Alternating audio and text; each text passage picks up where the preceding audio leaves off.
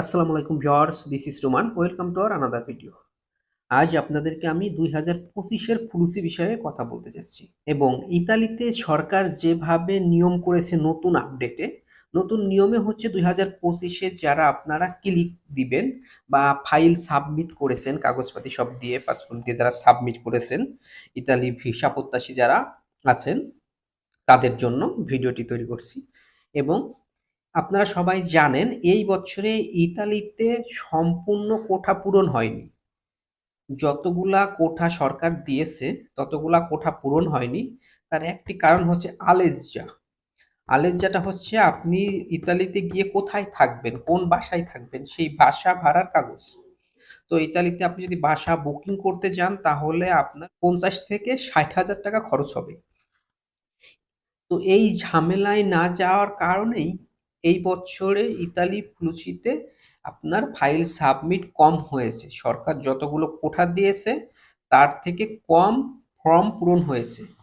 তো আপনারা সবাই জানেন ফেব্রুয়ারিতে ক্লিক ডে। তো এই ক্লিক ডের আগে আপনার হচ্ছে যারা ফাইল সাবমিট করেছে, বিশেষ করে শ্রীলঙ্কা, পাকিস্তান, বাংলাদেশ, এই ৩টি দেশের জন্য ওরা নিয়মকানুনটা একটু হার্ডলি করেছে। যে নিয়মটা করেছে সেটা হচ্ছে বাঙালিরা যে মালিকের মাধ্যমে ফাইল সাবমিট করেছে সেই মালিকের লোক নেওয়ার ক্ষমতা আছে কিনা, এই জন্য পেপুত্রা থেকে লোক ভিজিটে যাবে, যাওয়ার পর দেখবে মালিকের কাজ দেওয়ার ক্ষমতা আছে কিনা। যদি মালিকের কাজ দেওয়ার ক্ষমতা থাকে তাহলে তার নুলুস্তা উঠবে। আর যদি দেখে না এই মালিকের কাজ দেওয়ার ক্ষমতা নেই, এ শুধু লোক আনবে, তখন কি করবে ওই পেপুত্রা থেকে ওরা একটা রিপোর্ট করবে যে এই মালিকের কাজ দেওয়ার ক্ষমতা নেই। রিপোর্ট করার পর পেপুত্রা থেকে মালিকের যে সাবমিট হয়েছে কাগজপত্র সেগুলা রিজেক্ট হয়ে যাবে, সেই মালিকে আর আপনার নুরুস্তা উঠবে না।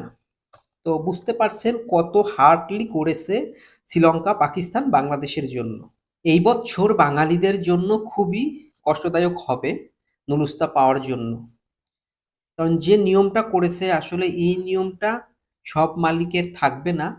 আর এই বছরে যারা নুলুস্তা পাবে তারা 100% ভিসা পাবে, এটা আপনারা নিশ্চিত থাকতে পারবেন। এটা হচ্ছে নতুন আপডেটে ইতালি সরকার করেছে। সবাই ভালো থাকবেন। আজকের নিউজটা এই পর্যন্তই। আমি নিউজটা সংগ্রহ করে আপনাদেরকে দেওয়ার জন্যই আমি ভিডিওটি তৈরি করলাম। আমার ভিডিওটি কারোর উপকার হলে অবশ্যই লাইক, কমেন্ট, শেয়ার করে পাশে থাকবেন এবং অন্যদেরকে ভিডিওটি দেখার সুযোগ করে দিবেন।